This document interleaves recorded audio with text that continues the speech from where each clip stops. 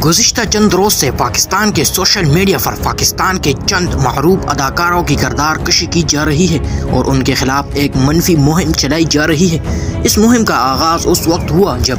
ایک ویلاگر نے کسی بھی اداکارہ کا نام لیے بغیر ان پر الزامات لگائے۔ اس ویلاگ کے بعد سوشل میڈیا پر ملک کے 4 نامور اداکاروں کبرا خان، مہوش حیات، سجل علی اور ماہرہ خان کی کردار کشی کی مہم شروع ہو گئی اور ان اداکاروں کی جعلی ویڈیوز اور تصاویر شیئر ہونے لگی۔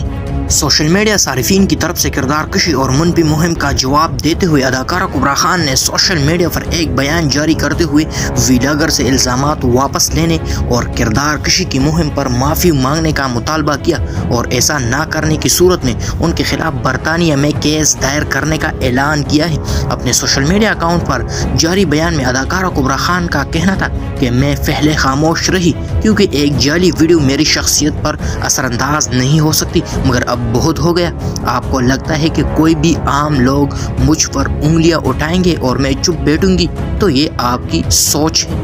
انہوں نے مزید کہا کہ آپ لوگوں پر الزامات کا ڈھیر لگائیں، اس سے پہلے آپ ثبوت دیں جسے آپ حق اور سچ قرار دیتے ہیں، اسے ثابت کرنے کے لیے آپ کے پاس 3 دن کا وقت ہے اور ایسا نہیں کر سکتے تو اپنا بیان واپس لیں اور سب کے سامنے معافی مانگے، ورنہ میں آپ کے خلاف مجھے بدنام کرنے کے الزامات پر مقدمہ دائر کروں گی اور اس کے لیے میں برطانیہ بھی آ سکتی ہوں۔ اس کے علاوہ مہوش حیات نے بھی کہا کہ وہ یہ سب کچھ سستی شہرت حاصل کرنے کے لیے کر رہے ہیں۔ انہوں نے مزید کہا کہ آپ کو کسی ایسے شخص پر بے بنیاد اور جھوٹے الزامات لگاتے ہوئے شرم آنی چاہیے جس کے بارے میں کچھ نہیں جانتے، اور اس سے زیادہ شرم ان لوگوں کو آنی چاہیے جو اس قسم کے فضول باتوں پر اتنی آسانی سے یقین کر لیتے ہیں۔ جبکہ اداکارہ سجل علی نے بھی اس پر رد عمل دیتے ہوئے لکھا کہ یہ بہت افسوسناک ہے۔ انہوں نے مزید کہا کہ یہاں بنیادی سوال یہ پیدا ہوتا ہے کہ ایسی جھوٹی سوشل میڈیا مہم پر سوشل میڈیا صارفین بغیر کسی ثبوت کے بآسانی یقین کیسے کر لیتے ہیں۔ اس سوال کا جواب دیتے ہوئے Pakistani digital rights expert Nighat Dad کہتی ہے کہ کسی بھی خاتون کے بارے میں جب ایسی منفی مہم چلائی جاتی ہے یا اسے ٹرول کیا جاتا ہے تو ایسا نہیں کہ بس کسی نے اٹھ کر کوئی ویلاگ بنا دیا اور الزام لگا دیا اور لوگ اس مہم کو اٹھا کر اس بات پر یقین کر لیں گے۔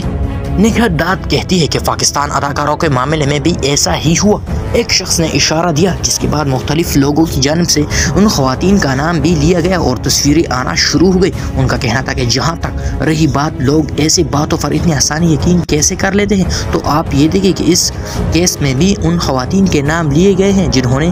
ISPR کے ڈراموں میں کام کیا ہے۔ تاہم یہاں ہدف ان خواتین سے زیادہ کوئی اور تھا، لیکن کیونکہ یہ خواتین آسان ہدف تھی اس لیے خواتین کو نشانہ بنایا گیا۔ انہوں نے مزید کہا کہ جو لوگ ایسی مہم ڈیزائن کرتے ہیں